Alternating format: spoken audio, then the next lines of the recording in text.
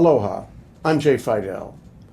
Last week, my wife and I took a getaway weekend in Kauai. Once there, we had a wonderful time. But you always learn things when you travel. We took Hawaiian Airlines, really the only choice, and they want you there 45 minutes before flight time. We had to spend $141 each for the cramp of coach, plus the insult of $10 a bag. That meant over $300 for airfare. Lucky it wasn't first class. That would have been something approaching $700.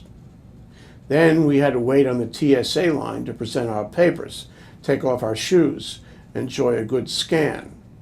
And all that took much too long. It was a tedious experience from the curb to your seat, then to enjoy recorded welcomes on the plane with 40 minutes of watered-down something-kind juice.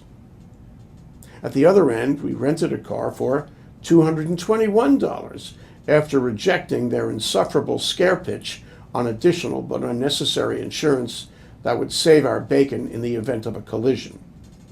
I thought we must be past that now, but I guess everyone has to listen to it to get their car.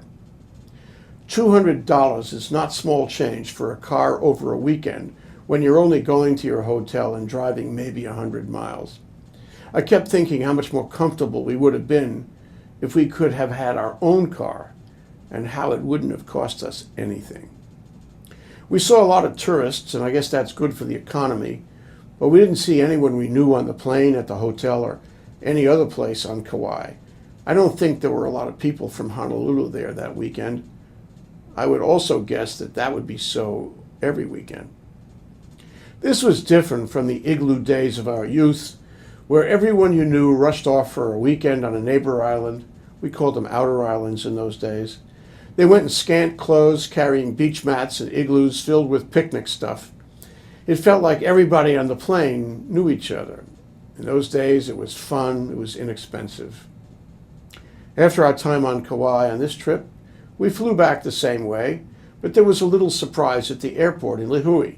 Full body scan, lots of TSA, and that meant lots of delay. I figured they were testing or perhaps training on the new equipment they had. Either way, the security was rigorously overdone.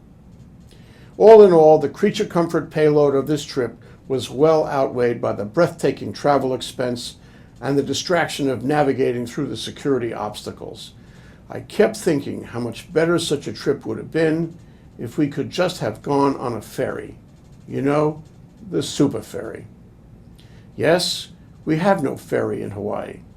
Every water and island state in the world has ferries, multiple ferries going everywhere, fast, convenient, inexpensive. Hawaii is the most water and island state in the country, so you'd think we'd have at least one single inter-island ferry, wouldn't you? We don't. Beyond that, you'd think we'd have inter-island ferries that could carry cars and trucks and let passengers carry cargo in those cars and trucks. That'd be wonderful for weekenders like us and for small farmers and mom and pop business people in general. What a great idea for Hawaii. But wait, that's exactly what we did have. We had all that in Super Ferry for about a year, and then we threw it away. Try to explain that to someone from the mainland. Try to explain it to me and my wife. Hard to believe we chucked it all and left ourselves without a prayer of getting it back. Somehow our state blew up a profoundly useful transportation system that could have unified our islands and allowed us to travel among them at relatively cheap fares. It would have allowed us to take our own cars anywhere in the state. The efficiencies, the opportunities are mind-boggling.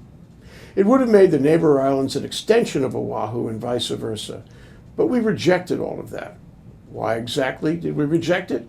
Well, I guess a lot of people don't remember exactly why, but the activists tell you it was because the bad guys who ran the ferry needed to be punished. They will tell you that those guys, complicit with our governor, didn't want to play by the rules. They wanted to trod berries to outlying places and violate whale sanctuaries, and that no punishment was therefore too stiff or stern for them, including that of terminating the ferry altogether. As I recall, they never checked our shoes for berries as we got on the plane last weekend. And punished they were. Their investors, who actually did have state permission to proceed, lost everything, hundreds of millions. Their employees, hundreds of them, lost their jobs. The 2 new and beautiful ferries they built were impressed into the vigors of emergency service to Haiti. They're not beautiful anymore.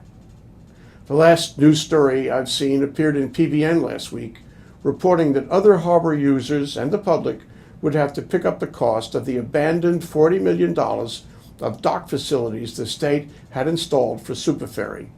But that's only a small part of a much larger and more tragic loss.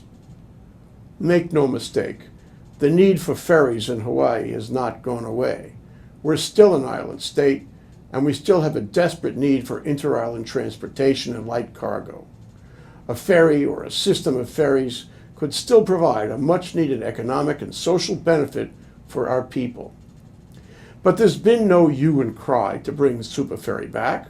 The governor has been silent, and so has the legislature. The paper doesn't mention it. Neither Bishop Street nor Wall Street seem at all interested in risking another loss like Superferry. The whole thing has slid under the waves. I guess we've forgotten we need a ferry, or perhaps we really never knew that we did. After all, if you don't live in a state where ferries are running, you might not know how important they are. And if you never had a ferry, well then, you wouldn't miss not having one. So Superferry and ferries in general are fading into history. The fickle finger of the news cycle has moved on, and the pain of the tragedy has been dulled by a year of mourning. Now we just don't think about it anymore. A kind of travel lobotomy, locking us into the body scan and the barrage. What kind of thinking is this? It's over? Forget about ferries for Hawaii? That's crazy. We need a ferry system now more than ever. There should be an outcry and a campaign platform for every party and politician demanding that the state build or incentivize one immediately. We know from Superferry that a statewide ferry system wouldn't cost more than $1 billion. Why then would we spend $6 billion we don't have for a contested rail system to serve part of one island when we can build a ferry to serve the people on all islands for a fraction of the price? We're on the threshold of spending something approaching $2 billion for an undersea power cable to carry electricity among the islands. Don't you think it's at least as important to enable inexpensive travel among the islands, for family, for commerce, for relating to the environment, or even just for romance? If you're a politician running for office, don't you think you should take a position on this issue? Our current policy is to run away from the issue because it's too hot to handle. How about facing the issue? How about coming up with a way that could give us the system we should have had so many years ago? Mahalo. I'm Jay Fidell.